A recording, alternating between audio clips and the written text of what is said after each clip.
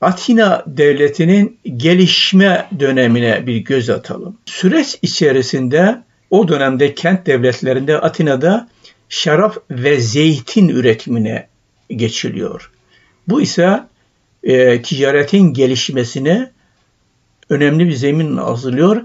Çünkü şarap ve zeytin ticareti çok karlı bir iş. Fakat iş bölümü gelişmesi nedeniyle ticaret yapanların gücü sürekli olarak gelişirken aristokratların gücü gerilemeye başlıyor. Ekonomik gücünü artıran ticaret burjuvası da süreç içerisinde aristokrasinin devlet yönetimi içerisindeki tekelini kırmaya çalışır. Ticaretle uğraşan insanlar daha çok siyasal hak elde etmek isterler. Antik Yunan döneminde tiranlık çağı olarak bilinen bir çağ var. Bugün tiranlık sözü çok kötü anlamda kullanılmaktadır. Oysa eski çağda, antik Yunan çağında tiran demek halkın lehine faaliyetler yürüten halk önderi demekti. Mesela bunlardan Paisestratos denilen bir tiran demokratik gelişmenin zeminini hazırlıyor. Halk desteğiyle bir darbe yaparak iktidarı ele geçiriyor ve aristokratların topraklarını halka, o zamanki kölelere dağıtıyor. Geçmişte tiranlar köleleri özgürleştirip onları asker bile yapabiliyorlardı. Atina'da Solon'dan sonra en önemli reformları gerçekleştiren insan ise Kleisthenes denilen demokratik politikacıdır. Kleisthenes milattan önce 570 ve 507 yılları arasında yaşamış ve demokratik devrimler gerçekleştirmiş bir politikacı olarak değerlendirilebilir. O yapmış olduğu reformlar önemlidir. Milattan önce 508 yılında yaptığı reformun önemi şundan kaynaklanıyor. Aristokratik yapıda olan aşiret yapılanmasına son vererek, bu son derece önemli, yerel örgütlenmelere, mahalli örgütlenmelere ağırlık veriyor. İlk tepki Efesli filozof Heraklitos'ten gelir. Heraklitos bilindiği gibi aristokratların istemlerini, görüşlerini dile getiren bir düşünür. Dolayısıyla Kleisthenes'in reformlarına ilk tepki gösteren düşünür olarak da Heraklitos'u burada anabiliriz. Şimdi o dönem gelişmekte olan Atina ile Persler giderek karşı karşıya kalırlar. Uzun süren savaşımlar gerçekleştirilmiştir. Şimdi bu savaşta Persler ve Yunanlılar 2 defa karşı karşıya gelirler. Birinci Pers ve Yunan savaşı 490. yıl İsa'dan önce, ikinci de 480. yıl. Bu her iki savaşı da Yunanlılar kazanıyor. Persler bu savaşı kaybediyorlar. Çok ilginçtir. Pers ve Yunan savaşı sonra halkın durumu daha kötüye gittiği için bu savaş daha sonraki süreçte demokratik gelişim için bir zemin hazırlıyor. Ve o dönem işte sofistler gündeme geliyor. Bilindiği gibi sofistler Yunan çağının, o dönemin ilk aydınlanmacı düşünürleri olarak biliniyor. Birçok tarihçi tarafından öyle değerlendiriliyor.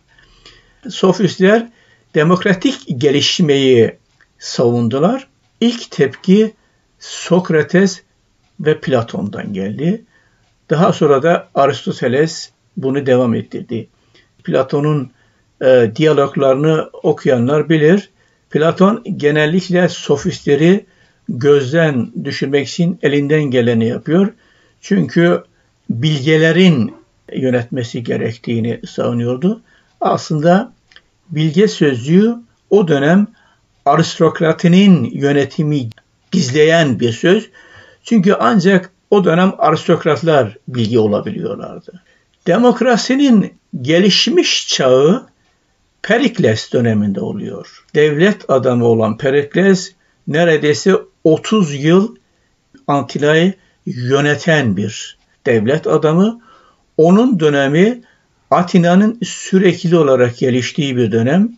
Bazı tarihçiler Atina'nın gelişme dönemini Atina'nın askeri ve ticari emperyalist gelişim olarak değerlendiriyorlar. Perikles döneminde de demokrasi son derece önemli bir aşama kaydediyor. Neden? Çünkü Perikles demokrasiyi iki şekilde genişletiyor. Birincisi Perikles döneminde taşların seçilmesi, devlet yönetimine seçilmesi kura prensibiyle oluyor. İkincisi de eskiden devlet işlerine, yoksullukları nedeniyle, işleri nedeniyle katılamayan insanlara belli bir maaş bağlanıyor ki hani mahkemeye gitsin ya da işte mahkemedeki görevini yerine getirebilsin.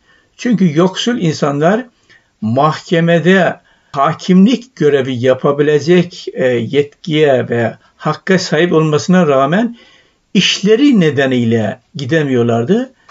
İşleri nedeniyle devlet görevlerinden geri kalmasın diye onlara belli bir maaş bağlayarak demokrasinin tabanını genişletmiş oluyor.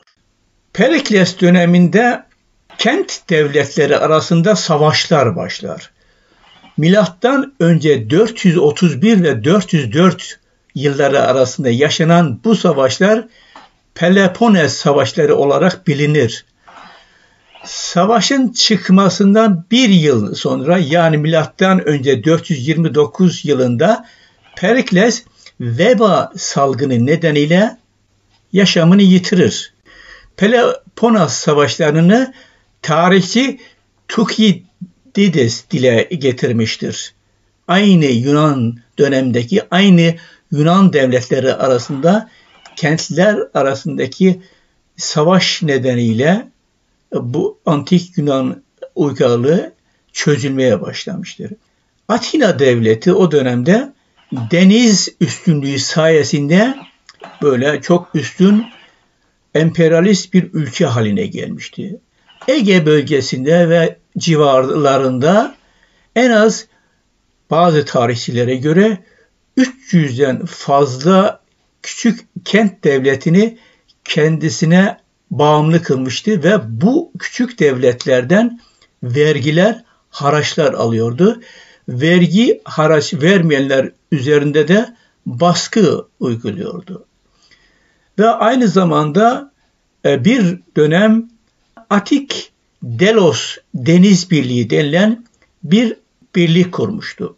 Bu birlik bugünkü NATO'ya benzer bir birlikti. Şöyle tehdit yapıyor. Sen ayrılırsan imparatorluğun limanlarında artık ticaret yapamayacaksın. Şimdi daha tabii bazı Yunan devletleri Atina'nın bu üstünlüğünden huzursuz olmaya başladılar ve dolayısıyla Sparta'dan yardım istediler.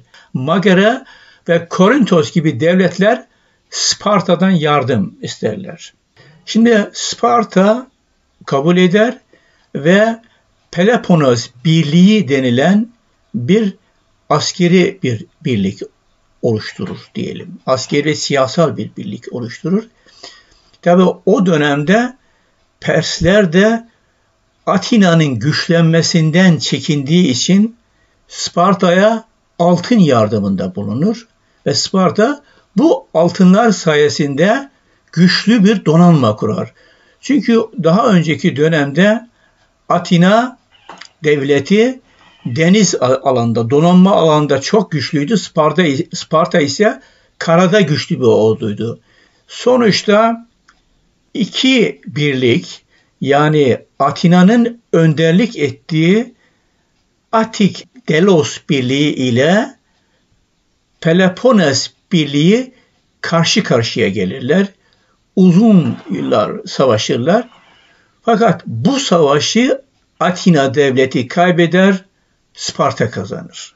Savaşın tüm yükü o kent devletleri içerisinde yaşayan halkların sırtına bindi.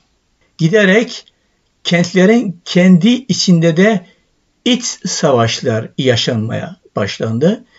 Atina'da M.Ö. 411 yılında oligarşi iktidarı ele geçirir. Daha önce demokratlar iktidardadır bilindiği gibi ve iktidara gelen oligarşi 400 kişilik bir oligarşik düzen kurar.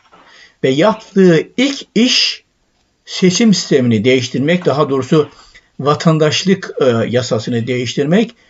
Eskiden 40.000 olan vatandaşlığı, eğer bazı tarihçilerin söylediğine inanılırsa, 40.000'den 5.000'e indiriyorlar. Yani bundan 3 yıl sonra M.Ö. 408 yılında demokratlar tekrar oligarşiden iktidarı geri ele alıyorlar. M.Ö. 404 yılında Sparta Çanakkale Boğazı'nı ele geçirince Atina'daki demokratların durumu kötüleşiyor. Sparta boğazları ele geçirerek tahıl naklini kontrol edince Atina demokratları tekrar iktidarı kaybederler. Ve aynı yıl, yani M.Ö. 404'te oligarklar tekrar iktidara gelirler. Bu sefer 30 kişilik bir oligarşik yönetim kurarlar. Tarih kitaplarına buna 30'lar tiranlığı denilir. 30'ların tiranlığı denilir. Çok büyük suçlara imza atarlar. Sparta'dan destek gördükleri için, Sparta devletinden, onlara para vermeleri gerekiyor. Para vermeleri için de antik Atina'da yaşayan Meteoskalar denilen yabancıları öldürüyorlar. Ve her bir 30 oligarktan her biri bir yabancıyı öldürerek mallarını el koyuyorlar. Oligarşik yönetim 1500 demokratı katlediyor. Ki buna Aristoteles de değinir. Yani Aristoteles'ten zaten bunu öğreniyoruz.